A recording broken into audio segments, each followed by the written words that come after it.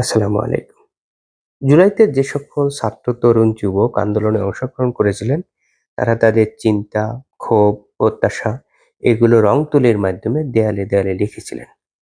এই কাজ শুধুমাত্র তারা ঢাকা শহরে করেছেন বিষয়টা এরকম না, সারা দেশব্যাপী করেছিলেন। এগুলোকে সাধারণত জুলাই গ্রাফিতি বলি। বর্তমান সরকারের লোকজন এবং ক্ষমতাসীন বিএনপির নেতাকর্মীরা সারা দেশের জুলাই গ্রাফিতিগুলো নষ্ট করে দিচ্ছে, মুছে দিচ্ছে। প্রধানমন্ত্রী তারেক রহমান সিলেটে যাবেন, সেই উপলক্ষে সিলেটের দেয়ালে দেয়ালে যে গ্রাফিতিগুলো ছিল সেগুলো মুছে ফেলা হয়েছে। তারেক রহমানের পূর্বেও দেশের যে সকল জায়গায় ভ্রমণ করেছেন সব জায়গার জুলাই গ্রাফিতি মুছে ফেলা হয়েছে।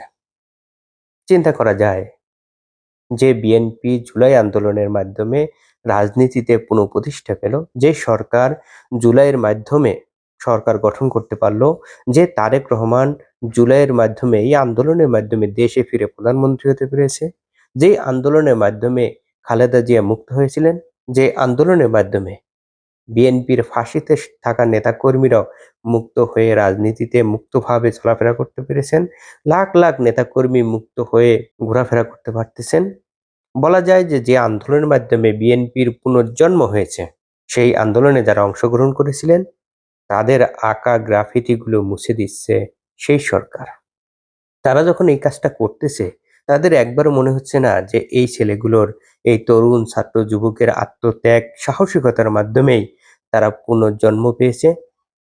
তাদের একবারও মনে হয় না এই ছাত্র যুবক তরুণদের সাহসিকতা ত্যাগের মাধ্যমেই তারা রাজনীতিতে ফিরে আসতে পেরেছে। এই গ্রাফিতিগুলো যখন তারা মুছে ফেলে, তাদের হাত কি একবারের জন্য কাঁপে না? এভাবে প্রত্যেকটা জায়গায় যখন চিন্তা করবেন, দেখবেন যে বিএনপি মূলত জুলাই বিরোধী অবস্থানই বেশি নিচ্ছে। বিএনপি সরকারের বয়স ২ মাসের চেয়ে একটু বেশি। এই সময়ের মধ্যে বিএনপি জুলাইয়ের বিপক্ষে বা ফ্যাসিবাদের পক্ষে সবচেয়ে বেশি অবস্থান নিয়েছে। যদি চিন্তা করেন এই ২ মাসের একটু বেশি সময়ের মধ্যে বিএনপি সরকার জুলাইয়ের পক্ষে ফ্যাসিবাদের বিরুদ্ধে কি কি ব্যবস্থা নিয়েছে বা কি কি পদক্ষেপ নিয়েছে, আইন করেছে, মোটা দাগে কিছুই পাবেন না।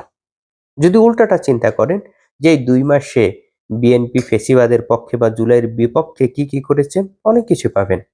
এই যে এভাবে সারা দেশে জুলাই গ্রাফিতিগুলো মুছে দিচ্ছে, বিচার বিভাগকে শেখ হাসিনার বিচার বিভাগের মতো নিজেদের আয়ত্তে রাখার জন্য ২টা অধ্যাদেশ বাতিল করেছে। শেখ হাসিনার গুম কমিশন পুনঃপ্রবর্তনের জন্য তত্ত্বাবধায়ক সরকারের প্রতিষ্ঠিত গুম কমিশনকে বাতিল করে দিয়েছে। এভাবে যেখানে যেখানে দরকার সেখানে সেখানে বিএনপি বিগত তত্ত্বাবধায়ক সরকারের নেওয়া প্রত্যেকটি ব্যবস্থাকে বাতিল করে দিয়ে শেখ হাসিনার ব্যবস্থাকে পুনঃপ্রতিষ্ঠা করেছে। যদি চিন্তা করেন যে বিগত ২ মাসে বিএনপি ফ্যাসিবাদের বিপক্ষে কি কি ব্যবস্থা নিয়েছে, কিছুই পাবেন না। পক্ষান্তরে ফ্যাসিবাদের পক্ষে বা ফ্যাসিবাদকে ফিরিয়ে আনার জন্য কি কি ব্যবস্থা নিয়েছে, এরকম শত শত ঘটনা উল্লেখ করতে পারবেন। এত কিছু করার পরেও বিএনপি জুলাইয়ের পক্ষে শক্তি, বিএনপি জুলাই আন্দোলনকে ধারণ করে, এটা তারা বলবে এবং এগুলো প্রতিষ্ঠা করার চেষ্টা করবে। কারণ এখন গণমাধ্যমগুলো তাদের হাতে, গণমাধ্যমগুলো শুধুমাত্র তাদের কথাই প্রচার করে।